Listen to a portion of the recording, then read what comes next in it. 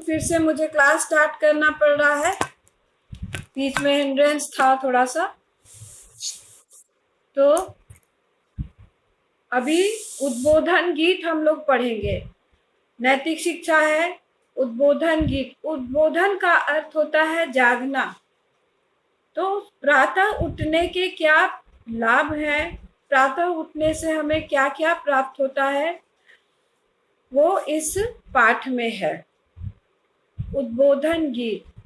उठ जाग मुसाफिर भोर भई, अब रैन कहाँ जो सोवत है, जो जागत है सो पावत है, जो सोवत है सो खोवत है।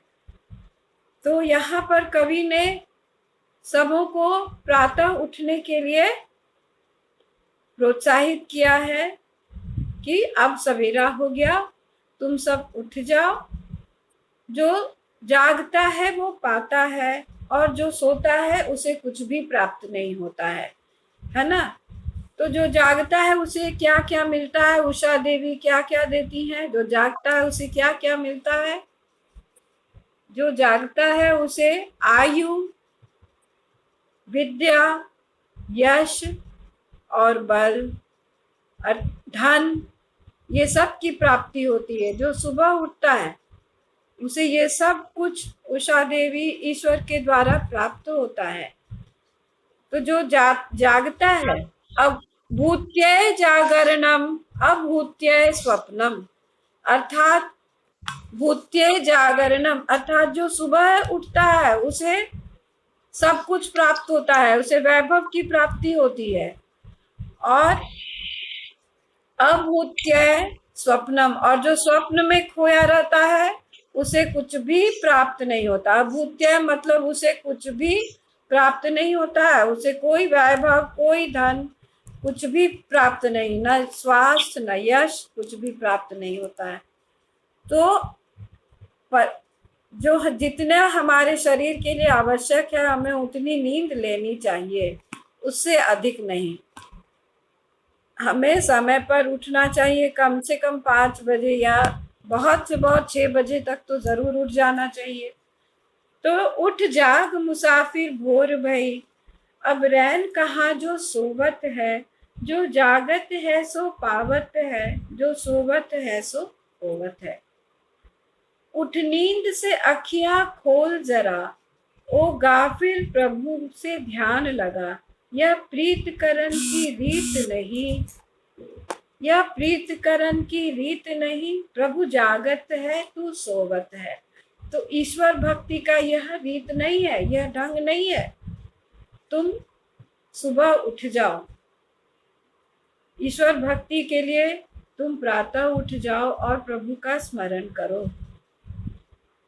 जब प्रभु उठ गए हैं, प्रभु जब नींद से जग गए हैं, तो तुम्हें भी उठ जाना चाहिए।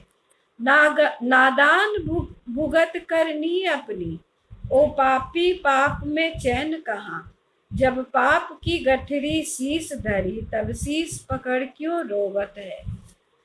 तो जो देर तक सोते हो वह तुम पाप का बोझ उठा रहे हो। जो समय बीत रहा है तो पछताने से कोई लाभ नहीं होगा, सिर्फ पछताना पड़ेगा। तो नादान, अपनी करनी का फल तुम खुद भुगतो, तुम सब स्वयं इसका फल भुगतो। यानी कि तुम सुबह नहीं उठते हो तो उसे तुम्हें कोई प्राप्ति नहीं होती है, तुम्हें कुछ यश की प्राप्ति नहीं, धन की प्राप्ति नहीं, सौभाग्य की प्राप्ति नहीं। तो इसका प्रायश्चित तुम खुद करो, इसका फल तुम स्वयं भोगो। जो कल करना सो आज कर ले, जो आज करना सो अब कर ले, जब चिड़ियों ने चुग खेत लिया, फिर पछताए क्या होवत है। तो जो कल करना है उसे आज कर लो, और जो आज करना है उसे अभी कर लो, क्योंकि समय बीत जाने पर तो तुम्हारे हाथ कुछ नहीं आएगा। जब चिड़िया सारा खेत चुग जाएगी, सारा खेत ले जाएगी, तब पछताने से कोई लाभ नहीं। अब जो है इसका भाव हम समझे, इसमें कुछ विशेष बात नहीं है। इसका भाव हम समझे। हे मनुष्यों, उठ जाओ, आलस्य त्याग कर अपने निर्धारित लक्ष्य की ओर बढ़ो, ईश्वर का ध्यान करो, बुराइयों से बचो, अपने कर्तव्य का पालन करो। समय बीता जा रहा है, समय बीत जाने पर पछताने से कोई लाभ नहीं हुआ। इस गीत में मुसाफिर को जागने से के लिए क्यों कहा गया है? मुसाफिर को इसलिए जागने के लिए कहा गया है क्योंकि अब रात नहीं है और जो जग जाता है उसे बहुत कुछ की प्राप्ति होती है और जो सोया रहता है उसके हाथ कुछ नहीं आता। ईश्वर से प्रीत करने की रीत क्या है? ईश्वर की से प्रीत करने की रीत पेज नंबर 22, उद्बोधन गीत। उद्बोधन का अर्थ है जागना। हाँ बोलिए।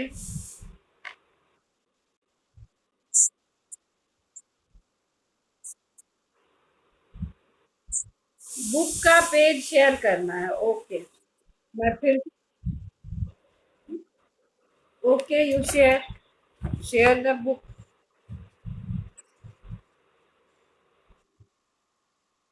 शेयर करने का है प्रोविजन, मैं देखती हूँ। ओके, नहीं है। ओके, मैं देखती हूँ। नहीं, मैं देख लेती हूँ, देखती हूँ। मीटिंग सेटिंग्स में होगा शेयर करने का।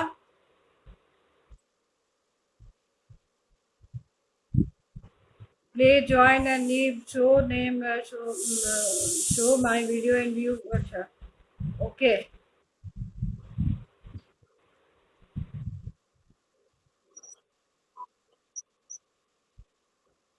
तो बुक दिखा दो, बुक दिखा दो। दिख रहा है? ओके, तुम लोगों को दिख रहा है, ठीक है। तो फिर से मैं पढ़ती हूँ कि उठ जाग मुसाफिर। सबसे पहले तो उद्बोधन का अर्थ देखो। उद्बोधन का अर्थ होता है जागना, उठना, उठ जाना। तो उठ जाग मुसाफिर भोर भई, अब रैन कहाँ जो सोवत है, जो जागत है सो पावत है, जो सोवत है सो खोवत है। इसको तो समझाने की आवश्यकता नहीं है। जो जागता है उसे सब कुछ मिल जाता है और जो सोया रहता है उसे कुछ भी प्राप्त नहीं होता है। उठ नींद से अखियां खोल जरा, ओ गाफिल प्रभु से ध्यान लगा, यह प्रीत करन की रीत नहीं, प्रभु जागत है तू सोवत है। तो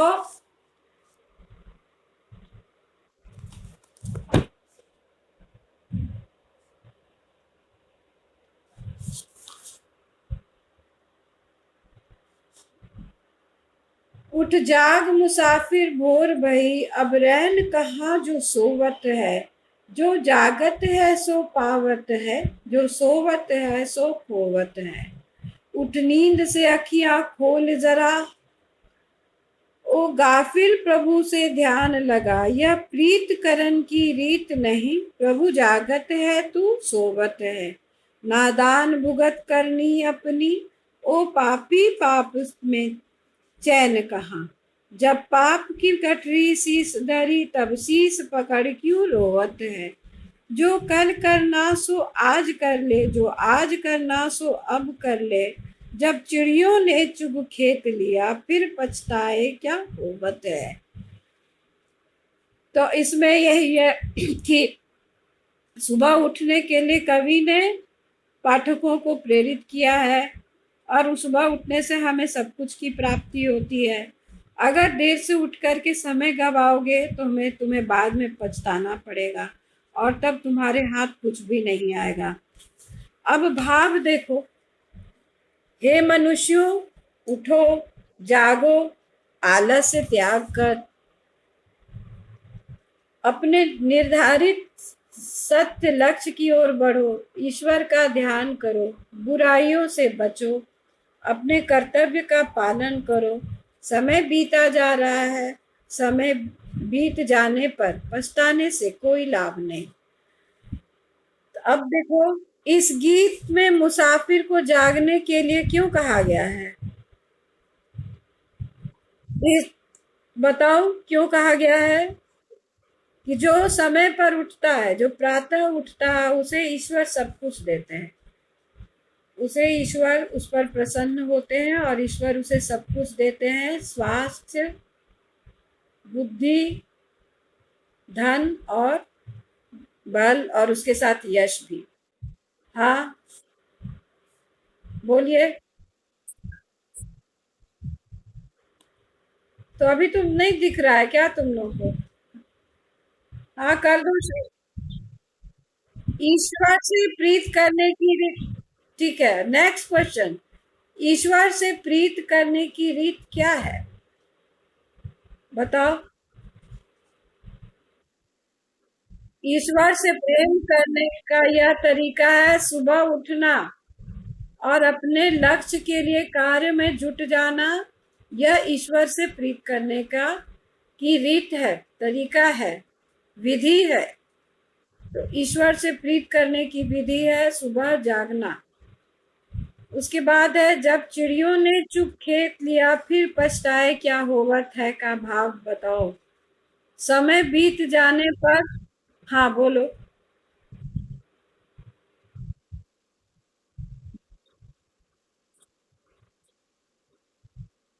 हाँ, बिल्कुल।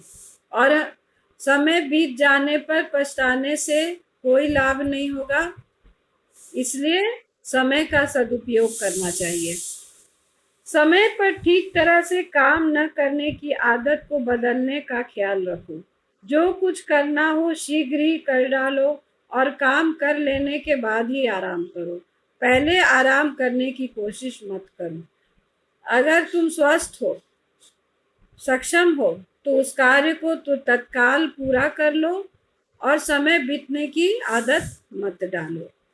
समय के का की प्रतीक्षा मत करो। जो तुम्हारे सामने समय है उसका लाभ उठाओ और उसको उस कार्य को तुरंत कर दो। ठीक है, इसमें तो और कुछ नहीं है। हम आगे का चैप्टर पढ़े हैं, पाठ 8। पाठ 8 हम लोग पढ़ेंगे, सत्संग का महत्व। सत्संग का महत्व। पेज शेयर करो, पेज कोई। हाँ, शेयर करो। सत्संग का महत्व। Yes, yes. सत्संग मतलब सज्जनों की संगति। सत्संग का अर्थ होता है सज्जनों की संग। सत्संग का महत्व।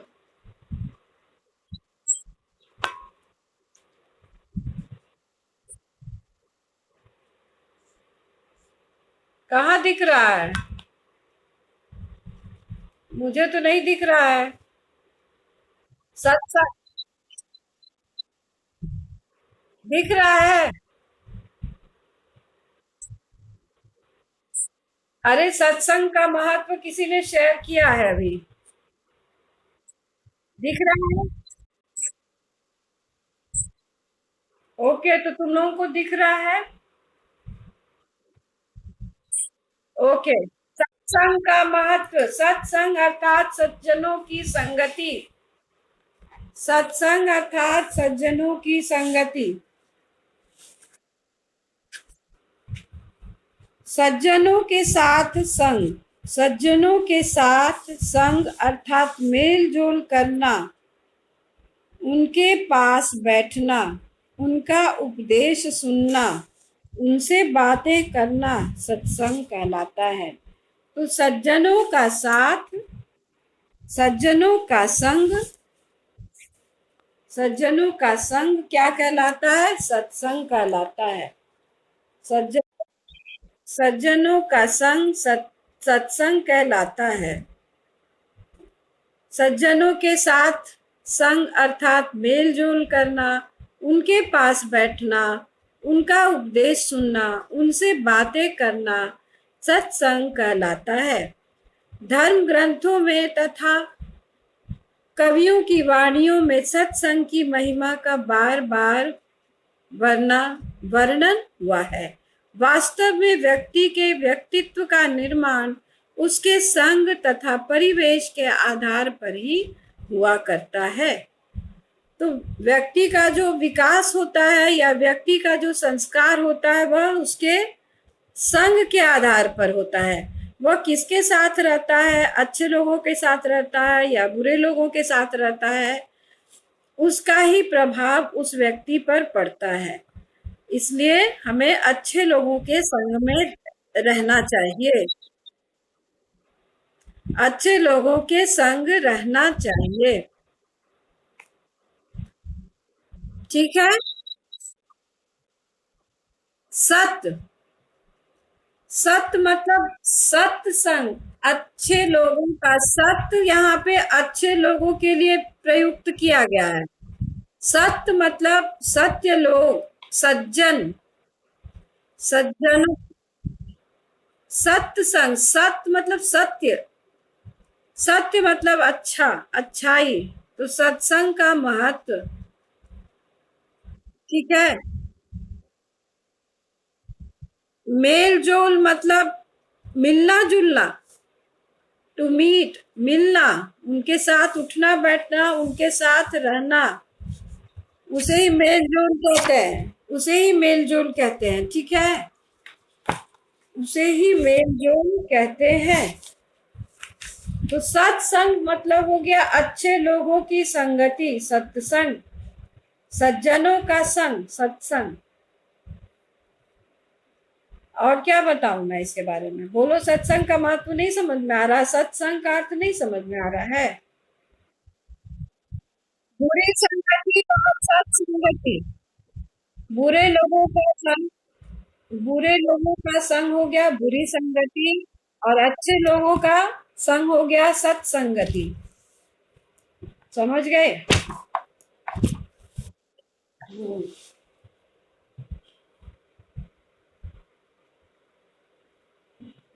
सज्जनों के साथ संग अर्थात मेल जोल करना, उनके पास बैठना, तो ये सब बातें हो गई। अपने साथी के आचरण जैसा ही उसका आचरण होने लगता है। जैसे लोगों के साथ रहो उसी के जैसा तुम्हारा आचरण होने लगता है। देखो, उनके गुण दोष उसके अपने गुण दोष बनने लगते हैं। उसका जो गुण है, तुम्हारे साथी का जो गुण है, वो भी गुण तुम्हारे में आने लगते हैं, और उनके जो दोष हैं वो दोष भी तुम्हारे अंदर आने लगते हैं। यही कारण है कि, हाँ, यही कारण है कि धर्मशास्त्र तथा महापुरुष सत्संग पर बल देते हैं और कुसंगति से दूर रहने के लिए कहते हैं। समझ गए? जो धर्मशास्त्र है और जो महापुरुष है, कुसंगति मतलब बुरे लोगों की संगति, कु उपसर्ग लगा हुआ है, सत उपसर्ग लगा है, सत्संग, और कुसंगति मतलब बुरा लोग के संग, बुरा लोगों का साथ, बुरे लोगों का साथ। तो उनकी स्पष्ट चेतावनी है कि नीच लोगों की संगति में बुद्धि नीच हो जाती है। जो धर्म पुरुष है, जो महापुरुष है, वो कहते हैं कि नीच लोगों की संगति में बुद्धि नीच हो जाती है। समानों की संगति बुद्धि को समान बने रहने देती है। मतलब सामान्य लोग जो है तो बुद्धि को सामान्य रहने देती है, जबकि सत्संग उसे विशिष्ट बना देती है, और जबकि अच्छे लोगों की संगति उसे विशेष बना देती है। सत्संग बुद्धि को उज्ज्वलता प्रदान करती है, सत्संग बुद्धि को उज्जवल बना देती है। चंदन के पास के दूसरे वृक्ष भी सुगंधित हो जाते हैं। तो चंदन के पास में जो वृक्ष होते हैं उस पर भी चंदन का प्रभाव आ जाता है, उसमें भी सुगंध आ जाती है चंदन के, सिर्फ चंदन के वृक्ष के निकट होने के कारण। सोचो कि स्वतः उस वृक्ष में भी चंदन का सुगंध आ जाता है। तो इस अनुच्छेद से हमें क्या पता चलता है कि अच्छे संगति में रहने से हम अच्छे बन जाते हैं, और बुरी संगति में रहने से हम बुरे बन जाते हैं। और उसके बाद सत्संग बुद्धि को उज्ज्वलता प्रदान करता है, और चंदन के पास के दूसरे वृक्ष भी सुगंधित हो जाते हैं। अब देखो आगे, हम जिस प्रकार जल की बूंद गर्म तवे पर पड़ने पर नष्ट हो जाती है, कमल के पत्ते पर मोती जैसी लगती है, वही बूंद यदि स्वाति नक्षत्र में समुद्र की सीपी में गिर जाए तो मोती बन जाती है। उसी प्रकार सत्संगति व्यक्ति को चमका देती है, नीच की संगति व्यक्ति को बर्बाद कर देती है, अच्छी संगति से व्यक्ति का अपना व्यक्तित्व निखरता है। अब देखो ये इम्पोर्टेंट है, क्वेश्चन बहुत इम्पोर्टेंट है कि गर्म तब जब जल 3 स्थान पर पड़ता है, 3 अलग अलग स्थान पर पड़ता है, तो क्या उसका प्रभाव होता है। तो देखो सबसे पहले जब वह गर्म तवे पर पड़ता है जल का बूंद, तो क्या होता है, जल की बूंद नष्ट हो जाती है ना। गर्म तवा तो अच्छी चीज नहीं है, वो तो नाश कर देता है गर्म तवे। और जब वो कमल के पत्ते पर जब वह बूंद पड़ती है तो वह मोती के समान प्रतीत होती है। और जब वह स्वाति नक्षत्र में सीपी में पड़ती है वो जल की बूंद, तब वह मोती बन जाती है। ठीक है,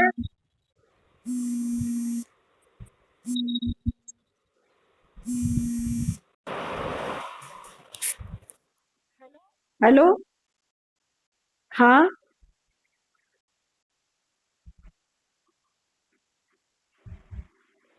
हाँ,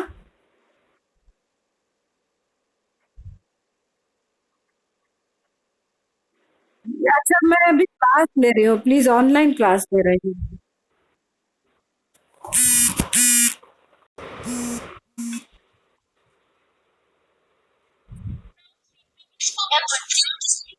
सीपी, सीपी होता है,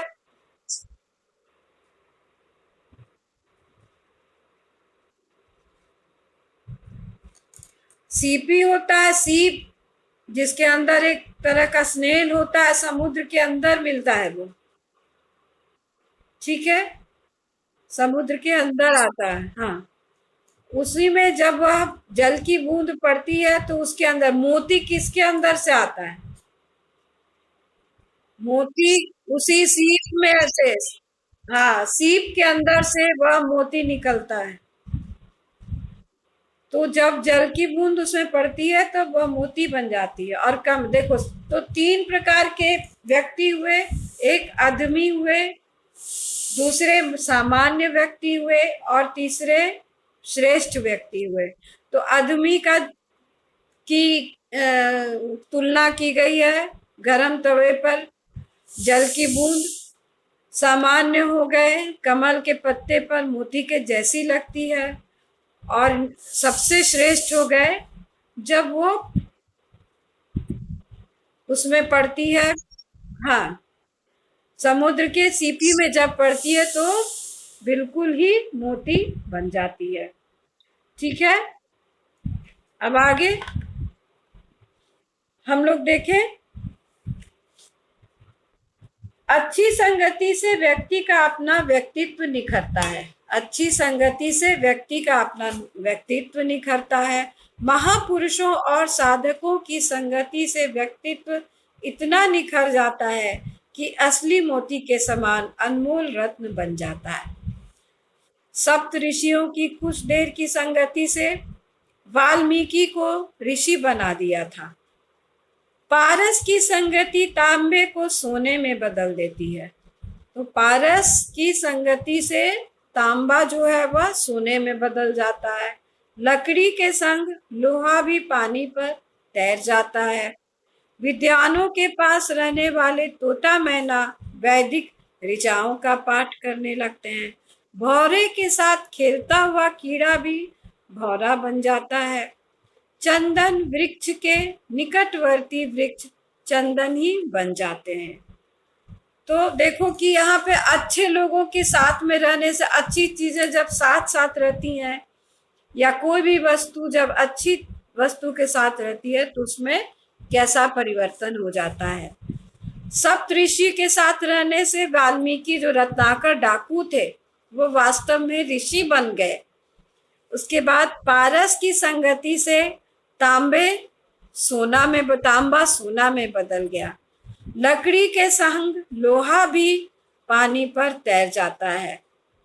विद्वानों के पास रहने वाला तोता मैना भी वैदिक ऋचाओं का पाठ करने लगता है। भौरे के साथ खेलता हुआ कीड़ा भी भौरे के समान दिखता है, और चंदन वृक्ष के निकटवर्ती वृक्ष भी चंदन के बन जाते हैं। महर्षि दयानंद के संपर्क ने इस जाति को, मतलब इस मनुष्य जाति को श्रद्धानंद, दर्शनानंद, हंसराज, गुरुदत्त, लेखराम, राजपाल प्रदान किए। गांधी जी के संघ ने जवाहर, पटेल, राजगोपालाचार्य, राम मनोहर लोहिया, जयप्रकाश नारायण, कृपलानी जैसी विभूतियां देश को दी। तो यहाँ पर अच्छे लोगों के, दयानंद एक सज्जन व्यक्ति थे, उनके संग से हंसराज, गुरुदत्त, लेखराम, राजपाल आदि व्यक्ति उभर कर आए।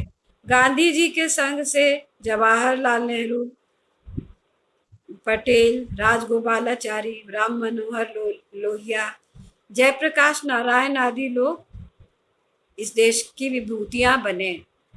गोस्वामी तुलसीदास ने कहा है, देखो ये बहुत इम्पोर्टेंट है कि गोस्वामी तुलसीदास ने संगति के बारे में क्या कहा। गोस्वामी तुलसीदास ने कहा है, बिन सत्संग विवेक न होई। बिना सत्संग के विवेक नहीं होता। बिन सत्संग विवेक न होई। हमारे में विवेक तभी आता है जब हम अच्छे लोगों के संग रहें। अर्थात सत्संग के बिना भले बुरे की पहचान नहीं होती है। सत्संग के बिना हमें भले बुरे की पहचान नहीं होती है, इसलिए बिन सत्संग विवेक न होए। कबीर ने कहा, क्या कहा है देखो सत्संग के बारे में। कबीरा संगत साध की, जो गंधी की बास, जो गंधी कुछ दे नहीं तो भी बास सुबास। तो कबीर ने सत्संगति के बारे में क्या कहा है कि सत्संगति उस इत्र बेचने वाले के समान है, जो किसी के भी निकट जाता है तो उसके इत्र से चारों ओर सुगंधी फैल जाती है। यद्यपि कोई उससे इत्र खरीदे या न खरीदे, उसके आने से ही, इत्र बेचने वाले के आने से ही चारों ओर सुगंध फैल जाता है। तो सत्संगति ऐसी होती है कि बस निकट में रहने से ही हम सज्जन बन जाते हैं, हमारा विकास होता है। तो हमें हमेशा अच्छे लोगों के साथ में रहना चाहिए, बुरे लोगों से दूर होना चाहिए, क्योंकि अच्छे लोग के साथ रहने से हमारा उत्थान होता है और बुरे लोगों के साथ रहने से हमारा पतन होता है, हमारी आत्मा गिर जाती है। तो कबीरा संगत साध की, जो गंधी की बास, जो गंधी कुछ दे नहीं तो भी बास सुबास। इसका अर्थ है कि साधुओं की संगति वैसी होती है जैसे कि इत्र बेचने वाले की संगति। इत्र बेचने वाला कुछ ना भी दे, कुछ ना भी बेचे तो भी उसके गंध चारों ओर फैल जाती है। तो साधु संगति के में का भी वही प्रभाव पड़ता है कि साधुओं के साथ रहने से हमें स्वयं ही उसका अच्छा फल मिलता है, उसके संग से ही हमारी आत्मा तृप्त हो जाती है। अब देखें, किंतु जहां सत्संग व्यक्ति को शिखर पर पहुंचाता है, जहां सत्संग व्यक्ति शिखर पर पहुंचता है, व्यक्ति को शिखर पर पहुंचाता है, वहां कुसंग उसे गड्ढे में धकेल देता है।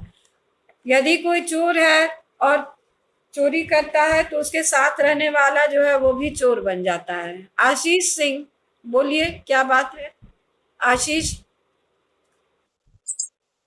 इत्र व सेंट परफ्यूम छोटी शीशी में होता है वो। इत्र का अर्थ होता है सेंट, सुगंध, जो हम तुम लोग लगाते हो, डीओ जो लगाते हो, उसी तरह के कैटेगरी हुआ। बहुत तरह का होता है सुगंध। इत्र होता है, परफ्यूम, सेंट, डिओड्रेंट, ये सारा सुगंध देने वाला चीज है।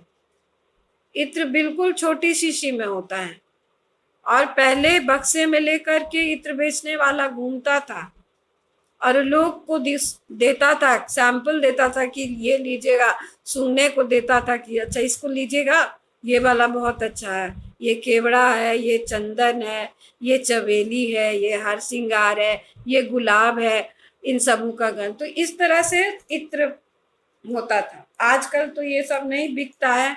इत्र के लिए हमें विशेष दुकान में जाना पड़ता है, लेकिन पहले मुझे भी याद है बचपन में इत्र बेचने वाला घूमता था और वो जब भी आता था वो साइकिल पर एक बक्से में शीशियाँ भरे रहता था और वो जब भी आता था तो सचमुच में चारों ओर सुगंध फैल जाता था।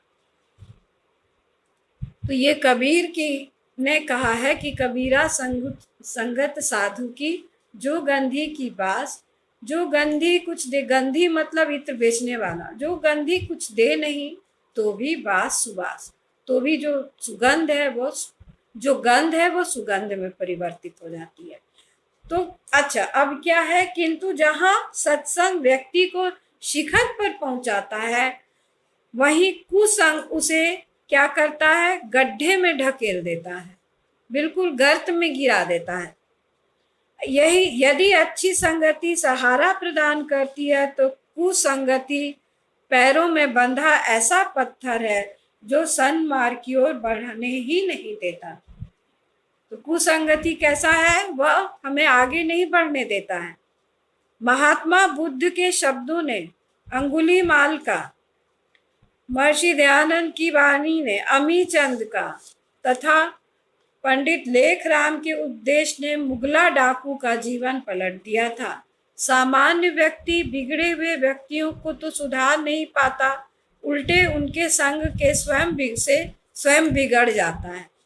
सामान्य व्यक्ति यदि बिगड़ गया तो बिगड़ गया। काले कंबल पर दूसरा रंग नहीं चढ़ता। जो कमजोर व्यक्तित्व वाले होते हैं उन पर दूसरे लोगों का छाप पड़ जाता है। यदि खराब लोग के साथ है तो वो खराब बन जाता है, और जो दिमाग से विवेकी है वो पहचान लेता है कि नहीं, ये ठीक व्यक्ति नहीं है, मुझे इसके संग में नहीं रहना चाहिए, या उसका प्रभाव उस पर नहीं पड़ता है। सत्संग के प्रति रुझान रखते हुए हमें चाहिए कि कुसंग से बचें। हमें अपने समाज की ऐसे व्यक्तियों से बचाना चाहिए जिनका संपर्क बुरे संस्कार छोड़ सकता है। एक बिगड़े हुए सेब का संग सारी टोकरी के सेब को बिगाड़ देता है। सड़ा हुआ सेब किसी अच्छी टोकरी में रखा जाए तो वो सारे सेब को खराब कर देता है। एक मछली सारे तालाब को गंदा कर देती है। पंचतंत्र की कहानी में बताया गया है कि दुष्ट के साथ न रहना, न जाना चाहिए। दुष्ट कौवे की शरारत के फलस्वरूप उसके पास में बैठा हुआ परोपकारी हंस तथा साथ में जाता हुआ निरपराध बतख मारा गया था। दुष्ट को दिया हुआ उपदेश, बंदर और बैया के घोष, ये सब कहानियां हैं पंचतंत्र में, जिसमें अच्छी संगति के बारे में बताया गया है। दुष्ट को दिया हुआ उपदेश बंदर और बैया के घोंसले की कहानी दोहराया करता है। चोर का साथी चोर माना जाता है। कलाली के हाथ में लिया हुआ दूध भी शराब समझा जाता है। जो शराब पीने वाला व्यक्ति है वह दूध भी लिया हुआ है तो लोग उसे समझते हैं कि वह शराब लिए हुए। एक बार पैर कीचड़ में पड़ा तो फिर यह नहीं देखा जाता कि अब पैर कहाँ पड़ेगा। अतः सबके लिए यह उचित है कि सावधान रहें, सुसंग को, सज्जनों की संगत को अपनाएं और कुसंग से बचने का पूरा प्रयत्न करें।